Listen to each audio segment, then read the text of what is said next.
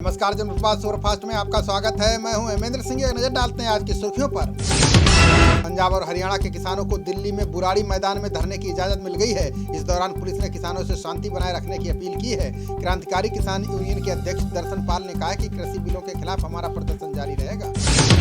Delhi police से अनुमति मिलने के बाद भी प्रदर्शनरत किसान बुराड़ी जाने को तैयार नहीं है। उनका कहना है कि वो अपने शीर्ष नेतृत्व का इंतजार कर रहे हैं। बुराड़ी में जाकर उनका आंदोलन कमजोर पड़ सकता है। बता दें कि प्रदर्शन में किसानों के कई संगठन शामिल हैं। दिल्ली के 9 स्टेडियमों को अस्थायी जेल में बदलने की तैयारी कर रही दिल्ली पुलिस को झटका लगा है। किसानों के प्रदर्शन के मद्देनजर पुलिस ने केजरीवाल सरकार से 9 स्टेडियमों को अस्थायी जेल के तौर पर इस्तेमाल करने की अनुमति मांगी थी, जिसे ठुकरा दिया गया है। हरियाणा के बाद अब यूपी में भी किसानों ने मोर्चा खोल दिया है। राकेश टिकैत के नेतृत्व में किसानों ने दिल्ली देहरादून हाईवे को जाम कर दिया है। मेरठ, बिजनौर, शामली में भी हाईवे जाम किए गए हैं। कुछ किसानों ने बैरिकेडिंग तोड़कर दिल्ली में प्रवेश कर लिया है। केंद्रीय मंत्री मुख्तार अब्बास नकवी ने आंदोलनकारी किसानों को बातचीत का न्योता दिया है। मंत्री ने कहा कि किसानों के लिए मोदी सरकार के दरवाजे खुले हैं। अगर उनको कानून को लेकर कोई भ्रम है तो सरकार से बात कर सकते हैं। कांग्रेस प्रवक्ता रणदीप सुरजेवाला ने कहा कि केंद्र में जिस दिन उनकी सरकार बनेगी उसी दिन कृषि कानूनों को निरस्त कर दिया जाएगा। सुरजेवाला ने कहा कि उनकी पार्टी किसानों की मांगों को पूरा कराने के लिए उनके साथ कंधे से कंधा मिलाकर खड़ी है। किसानों के प्रदर्शन को लेकर हरियाणा के पूर्व सीएम भूपेंद्र हुड्डा ने बीजेपी पर निशाना साधा है। हुड्डा ने कहा कि अगर केंद्र सरकार किसानों से चर्चा करके कानून लाती तो ठीक रहता। नए नियमों के तहत जो मंडी बन रही है उसमें कोई नियम नहीं होगा। पंजाब और हरियाणा के किसानों की तरह यूपी में किसानों के प्रदर्शनों पर प्रियंका ने भाजपा सरकार पर हमला बोला है। प्रियंका ने कहा है कि अब कृषि कानूनों के खिलाफ देशव्यापी किसानों के प्रदर्शन हो रहे हैं, लेकिन सरकार उनकी मांगों पर गौर करने के बजाय लाठीचार्ज करवा रही है। अभिनेत्री कंगना की 2 करोड़ के मुआवजे वाली याचिका को स्वीकार करते हुए बॉम्बे हाईकोर्ट ने बीएमसी को कड़ी फटकार लगाई है। हाईकोर्ट के फैसले के मुताबिक कंगना के दफ्तर में हुए नुकसान का मूल्यांकन किया जाएगा। जो भी नुकसान हुआ है उसका भुगतान बीएमसी करेगी। गुजरात के राजकोट के कोविड अस्पताल में लगी आग पर पीएम मोदी ने गहरा दुख जताया है। बता दें कि अस्पताल में आग से 5 मरीज हताहत हो गए, जबकि कई अन्य झुलस गए। उन्हें दूसरे अस्पताल में भर्ती कराया गया है। आग के कारणों का अभी तक पता नहीं चल सका है।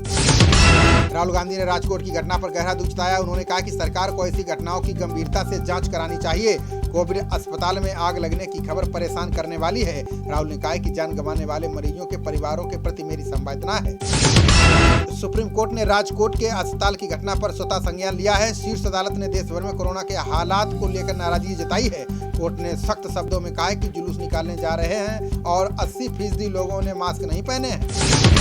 भारत, मालदीव और श्रीलंका के बीच 3 पक्षीय वार्ता के लिए भारत के एनएसए अजीत डोभाल कोलंबो पहुंच गए हैं। श्रीलंका में भारत और मालदीव के साथ मरीन सुरक्षा सहयोग पर राष्ट्रीय सुरक्षा सलाहकारों की 4थी बैठक आयोजित की जा रही है।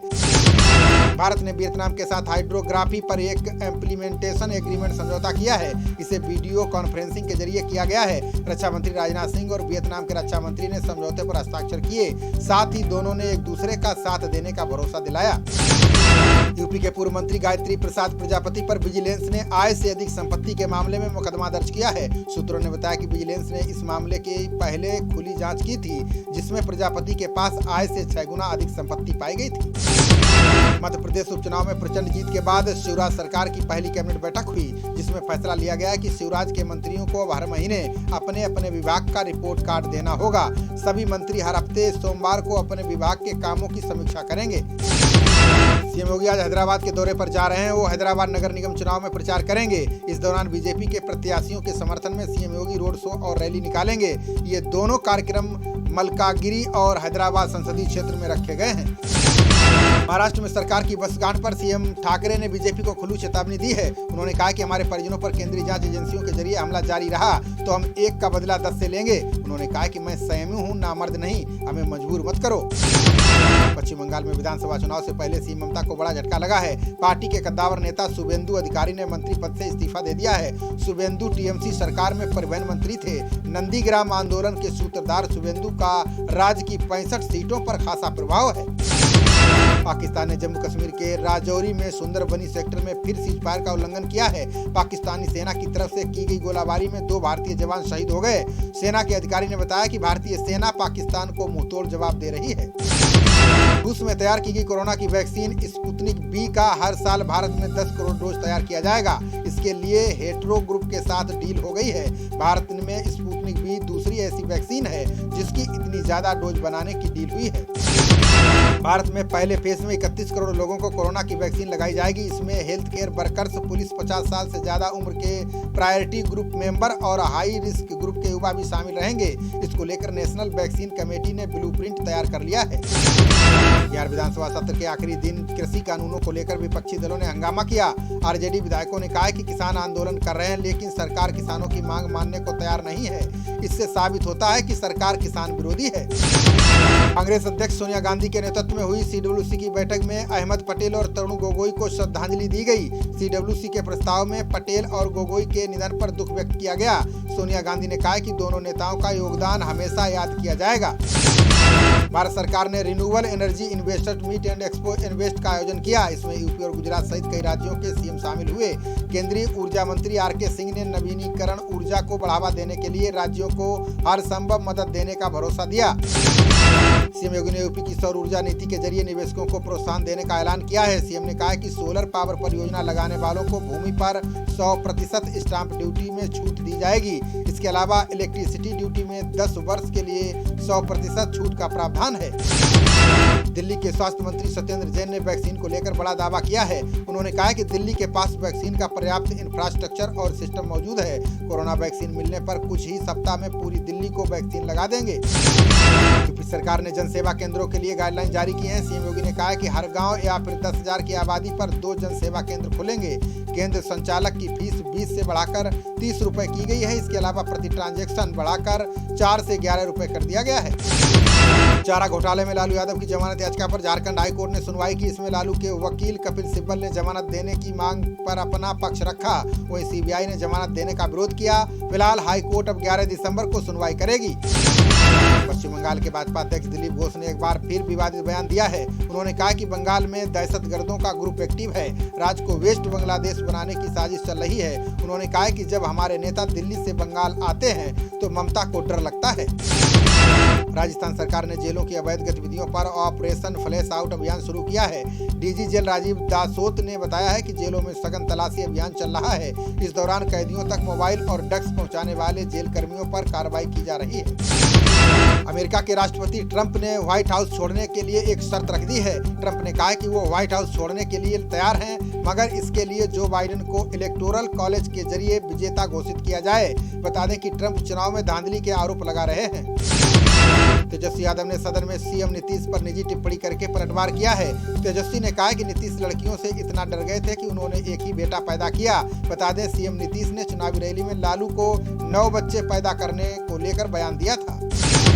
रामपुर से सपा सांसद आजम खान की जल निगम भर्ती घोटाले में मुश्किलें बढ़ गई हैं। एसआईटी ने अपनी जांच में आजम को दोषी पाया है। साथ ही एसआईटी ने सीतापुर जेल में आजम का वारंट दाखिल कराया। बता दें कि आजम के मंत्री रहते करीब 1250 पदों पर भर्ती की गई थी। सुप्रीम कोर्ट ने राजीव गांधी हत्याकांड मामले में उम्र कैद की सजा भुगत रहे एजी पेरा रिवलन की पैरोल 1 सप्ताह के लिए और बढ़ा दी है। कोर्ट ने बताया कि याचिकाकर्ता ने अपनी बीमारी के इलाज के लिए अनुरोध किया है, क्योंकि उसकी सर्जरी होनी है। हिमाचल के मंडी में प्रस्तावित अंतर्राष्ट्रीय हवाई अड्डे की डीपीआर बनाने का काम शुरू हो गया है। हाल ही में दिल्ली दौरे पर गए सीएम जयराम ठाकुर ने केंद्रीय नागरिक उड्डयन मंत्री हरदीप सिंह पुरी से अंतर्राष्ट्रीय हवाई अड्डे को लेकर मुलाकात की थी। कांग्रेस से निष्कासित आजाद सिंह डबास ने पूर्व सीएम कमलनाथ और दिग्विजय सिंह पर पार्टी को डुबाने का आरोप लगाया है। डबास ने कहा कि पुत्र मोह में ये दोनों नेता पार्टी को डुबो रहे हैं। उन्होंने कहा कि दोनों नेताओं ने पार्टी पर ध्यान नहीं दिया, यही कारण रहा कि सरकार गिर गई। जम्मू कश्मीर में जिला विकास परिषद चुनाव के पहले चरण के लिए शनिवार को मतदान होगा। श्रीनगर में हुए दहशतगर्दों के हमले को देखते हुए सुरक्षा व्यवस्था को और मजबूत बनाया गया है। पहले चरण में 43 सीटों पर मतदान होगा, जिसके लिए 352 उम्मीदवार मैदान में हैं। मुंबई हमले के मास्टरमाइंड में से एक साजिद मीर पर अमेरिका ने $50 लाख का इनाम घोषित किया है। मुंबई हमले में मारे गए लोगों में अमेरिका समेत कई विदेशी नागरिक भी शामिल थे। आपको बता दें कि साजिद मीर पाकिस्तान के लाहौर का रहने वाला है। ईडी ने पर्यटन क्षेत्र की कंपनी कॉक्स एंड किंग्स के प्रमोटर पीटर केरकर को गिरफ्तार किया है। ईडी को यस बैंक में धन शोधन मामले की जांच के दौरान पीटर की संलिप्तता मिली है। बता दें कि Cox and Kings group of companies पर कई बैंकों का 5500 करोड़ रुपए बकाया है। भोपाल से कांग्रेस विधायक आरिफ मसूद को जमानत मिल गई है। जबलपुर हाईकोर्ट ने उन्हें धार्मिक भावनाएं भड़काने के आरोप में अग्रिम जमानत दी है। बता दें कि मसूद पर भोपाल के इकबाल मैदान में फ्रांस के खिलाफ भड़काऊ भाषण देने का आरोप लगा था। तृणमूल कांग्रेस के विधायक मिहिर गोस्वामी भाजपा सांसद निशित प्रमाणिक के साथ दिल्ली रवाना हो गए हैं। गोस्वामी ने पिछले दिनों तृणमूल कांग्रेस के प्रति नाराजगी जाहिर की थी। प्रदेश भाजपा सूत्रों ने बताया कि गोस्वामी भगवा का दामन थाम सकते हैं। वाराणसी के सर्राफा व्यापारी से 50 लाख की रंगदारी मांगने वाले इनामी बदमाश का पुलिस ने एनकाउंटर कर दिया है। पुलिस ने बताया कि फरार बदमाश रोशन गुप्ता उर्फ किट्टू पर 1 लाख का इनाम घोषित था। पुलिस ने मुठभेड़ में उसका एनकाउंटर कर दिया है। आजमगढ़ पुलिस ने 1 लाख के इनामी बदमाश को ढेर कर दिया है। पुलिस ने बताया कि बदमाश सूर्यांश दुबे से शेरवा गांव में मुठभेड़ हुई। इस दौरान पुलिस ने सूर्यांश को मार गिराया। वहीं मुठभेड़ में 2 पुलिसकर्मी भी घायल हो गए हैं, जिनका अस्पताल में उपचार चल रहा है। राजस्थान कांग्रेस से सादुल शहर से विधायक जगदीप जांगीड़ पर पुलिस ने कार्रवाई की है। पुलिस ने विधायक समेत उनके स्टाफ पर मारपीट और SC/ST एक्ट के तहत केस दर्ज किया है। बता दें कि विधायक पर टोल नाके पर कर्मियों से मारपीट का आरोप लगा है।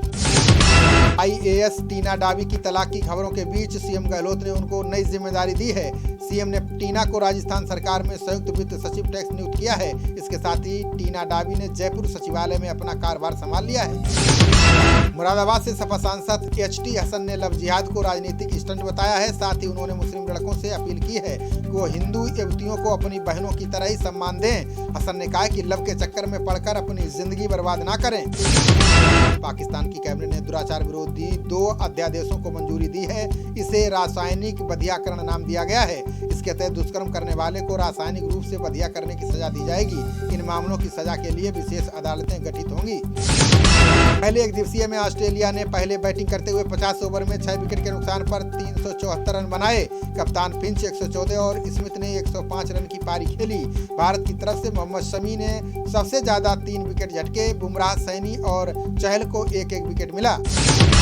ऑस्ट्रेलिया के 374 रन के जवाब में भारत 8 विकेट पर सिर्फ 308 रन ही बना सका और मैच 66 रन से हार गया। शिखर धवन 74 और हार्दिक पांड्या 90 रन बनाकर पवेलियन लौटे। ऑस्ट्रेलिया की तरफ से एडम जंपा ने भारत के 4 खिलाड़ियों को आउट किया। खबरों का सिलसिला जारी रहेगा। देखते रहिए जनप्रवाद। नमस्कार।